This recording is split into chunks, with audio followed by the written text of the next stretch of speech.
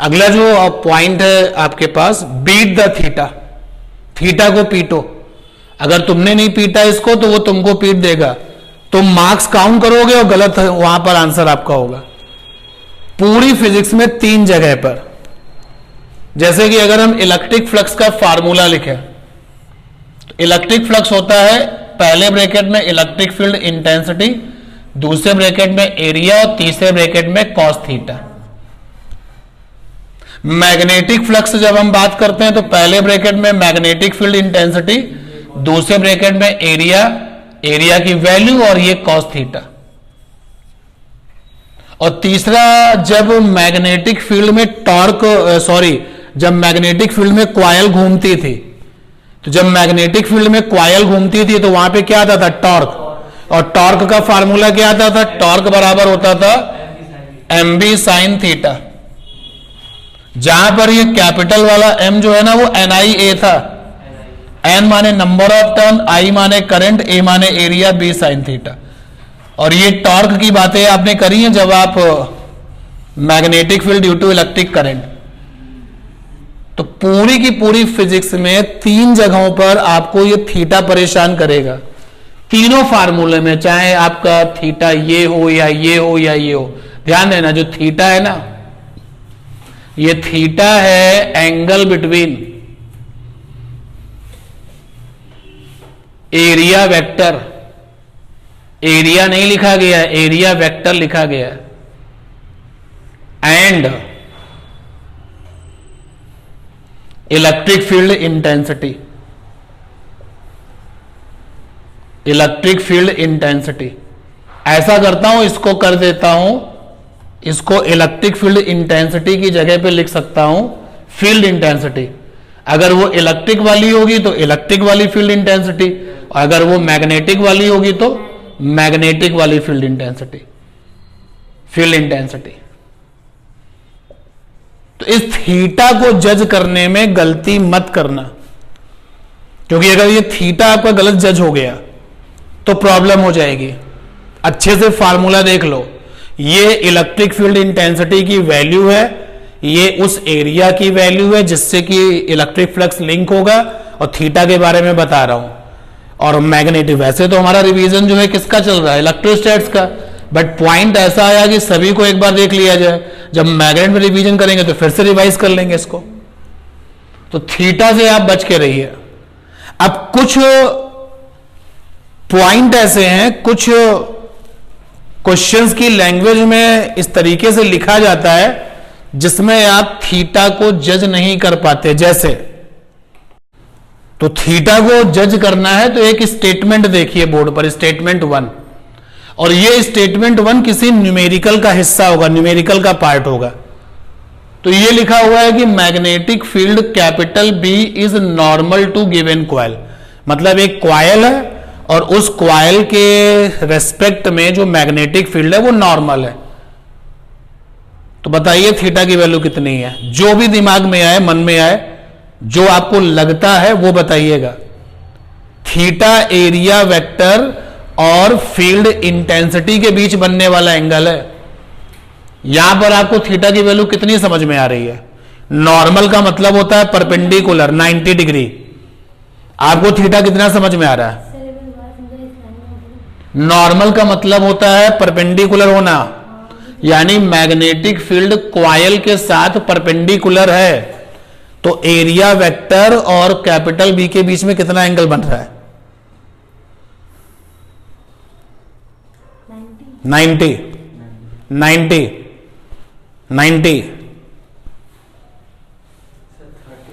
30 degree. 30 degree तो कहीं कोई चांस ही नहीं है। चलिए मैं जरा इसको पिक्चराइज करता हूं। आपके दिमाग में कॉइल कैसी है? सर्कल जैसी या किसी और तरीके की है? चाहे जैसी ही हो। चलो मान लेते हैं किसी बच्चे के माइंड में जो कॉइल आ रही है वो इस ज्योमेट्री में आ रही है, ऐसी कॉइल है। अरे तार को बार बार लपेट करके ऐसी कॉइल बनाई जा सकती है? बिल्कुल बन सकती है। तो किसी ने सोचा कि कॉइल जो है वो स्क्वायर जैसी है।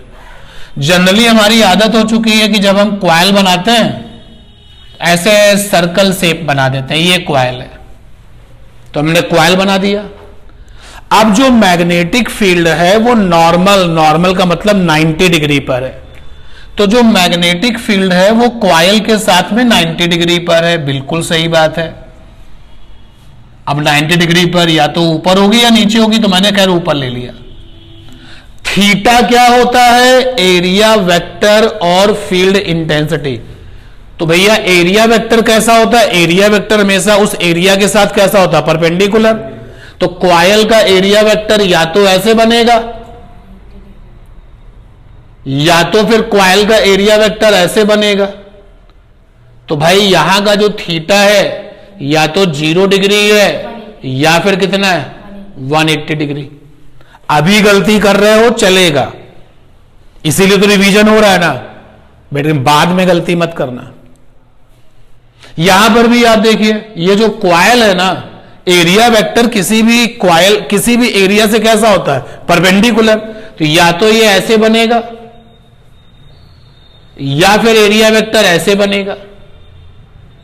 तो यानी कि थीटा की वैल्यू या तो 0 होगी या 180 होगी। सिमिलरली अगर हम इलेक्ट्रिक फील्ड के लिए बात करें, अरे तो यही वाला जो है ना, ये क्या बन जाएगा? Electric field.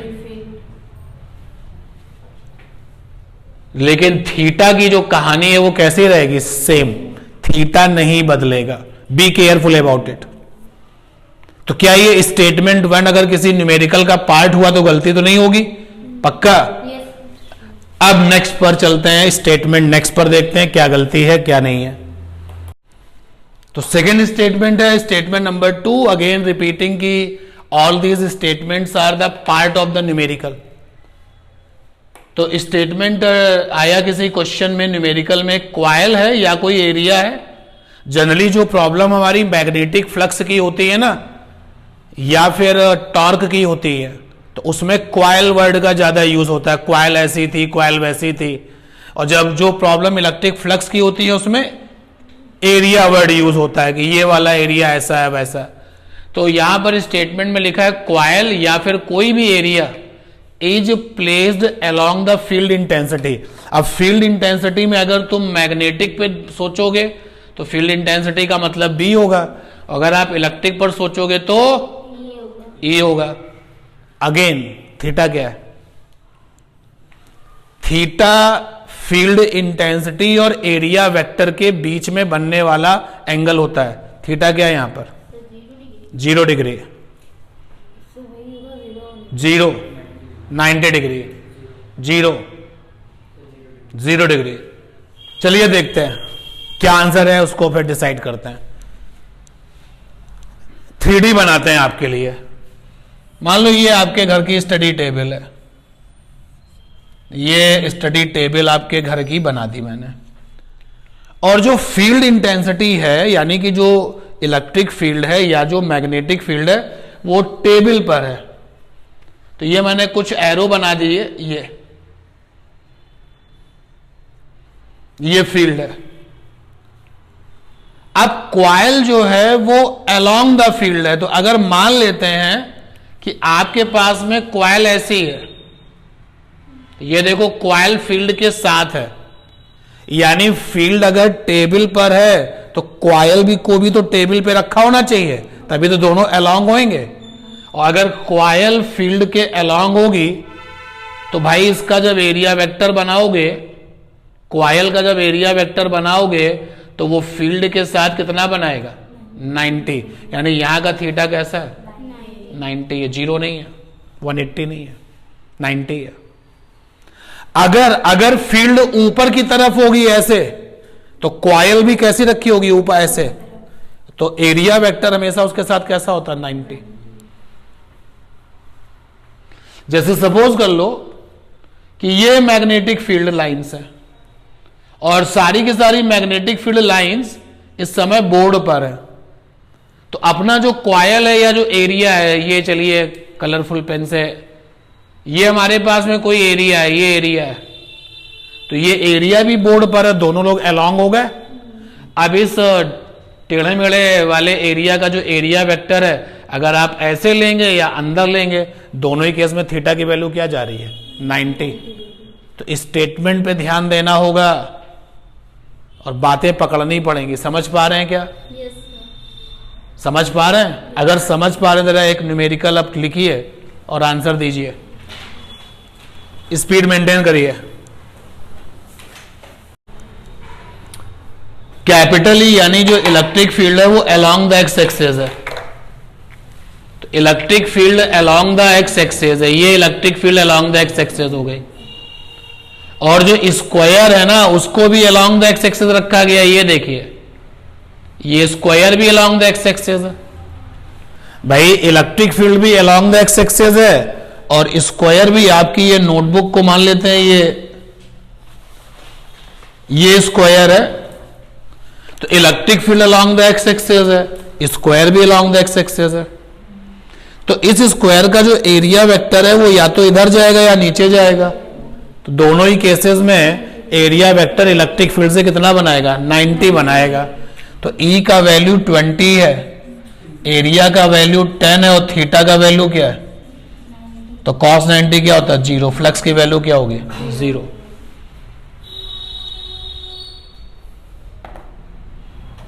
ठीक है, तो वो जो स्टेटमेंट 1 और स्टेटमेंट 2 है ना, उनसे बच के रहिए। और कुछ बातें करते हैं। ये स्टेटमेंट नंबर 3 है, कोई भी एरिया है, मैग्नेट में एरिया जो होता है वो कॉइल के फॉर्म में रहता है। तो यहां पर लिखा हुआ है कि कोई भी कॉइल है या कोई भी एरिया है, form angle alpha with direction of field intensity. अगर इलेक्ट्रिक फ्लक्स की बात है तो इलेक्ट्रिक फील्ड इंटेंसिटी, मैग्नेटिक की बात है तो मैग्नेटिक फील्ड इंटेंसिटी। तो कोई भी एरिया है, कोई भी कॉइल है और वो फील्ड इंटेंसिटी से अल्फा बना रही है, तो थीटा की वैल्यू क्या होगी? यानी कि अगर तुम्हारा क्वेश्चन इलेक्ट्रिक फ्लक्स आपसे निकलवाएगा तो फंडा है ये कॉस थीटा, तो क्वेश्चन यहां पर है कि थीटा की वैल्यू क्या रखोगे? मैग्नेटिक फ्लक्स निकलवाएगा तो बी ए कॉस थीटा,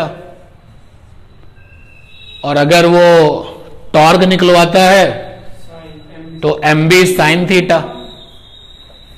तो आपका थीटा यहां पर क्या होगा? क्योंकि तीनों ही फंडे में थीटा होता है एरिया वेक्टर और फील्ड इंटेंसिटी के बीच में बनने वाला एंगल। जल्दी डिसाइड करिए थीटा क्या है। जैसे एक आंसर इन्होंने दिया था जिसमें इन्होंने कहा अल्फा, यानी कि इनके हिसाब से थीटा की वैल्यू अल्फा के बराबर होगी। बाकी लोगों को क्या लगता है? देन थीटा की जो वैल्यू है ना वो होती है 90 प्लस अल्फा या होती है 90 माइनस अल्फा। ये दो में से कोई एक होगी, मतलब दो पॉसिबिलिटीज हैं, आप किसी को भी फॉलो करो। चलो करके दिखाते हैं। डायरेक्शन ऑफ इलेक्ट्रिक फील्ड या मैग्नेटिक फील्ड कुछ ना कुछ तो होगा ही। चलो मान लेते हैं डायरेक्शन ऑफ फील्ड इंटेंसिटी ये है, ये जो बड़ा सा एरो है ये फील्ड इंटेंसिटी है, तो ये फील्ड इंटेंसिटी की डायरेक्शन है। अब इसको अगर आप इलेक्ट्रिक फील्ड समझते हैं तो ई समझ लीजिए, और मैग्नेटिक फील्ड समझते हैं तो बी समझ लीजिए। तो ये हमारे पास में फील्ड इंटेंसिटी की डायरेक्शन हो गई। अब क्वेश्चन कह रहा है कोई कॉइल है या कोई एरिया है, तो कोई भी कॉइल या कोई भी एरिया मान लेते हैं कि मेरा ये कोई भी एरिया, ये डस्टर को एरिया लेते हैं, तो ये डस्टर एरिया ये